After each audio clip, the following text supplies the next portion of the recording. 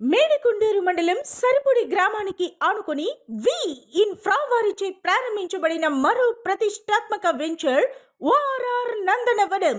Kondamudu Guntur 4 line national హైవేకి అత్యంత చేరువలో ఓఆర్ఆర్ కి కేవలం 60 అడుగుల దగ్గరలో కలిగిన ఏకైక సిఆర్డీఏ అప్రూవ్డ్ వెంచర్ ఓఆర్ఆర్ నందనవనం.